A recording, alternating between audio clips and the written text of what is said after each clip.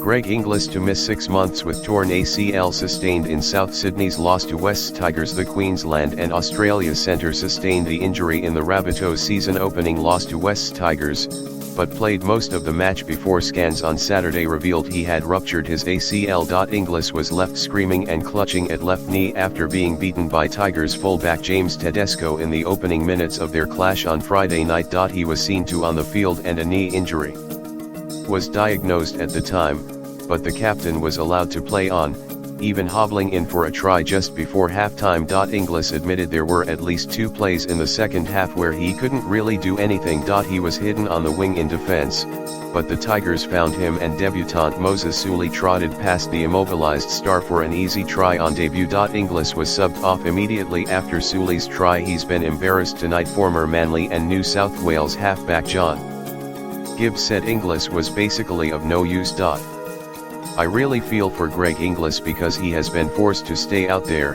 he said on Grandstand's coverage. He can't play, he can't run, but the problem long-term is, does he risk doing further damage? And if that's the case, this is foolhardy leaving him on the field. Another ex-NSW playmaker, Peter Sterling, said Inglis had no mobility whatsoever, while fellow Channel 9 commentator Phil Gould bemoaned how long it took Souths to take Inglis out of the game. Why has it taken so long? The former State of Origin coach asked. Number 1, you can't risk him. And number 2, you don't embarrass your greats, and he's been embarrassed tonight having to be left out there. South say medical staff made right call to let Inglis play on. Inglis said he felt it was improving as the game wore on and wanted to push it as far as he could. Coach Michael Maguire dismissed suggestions Inglis could have done more damage by staying on the field for so long. No.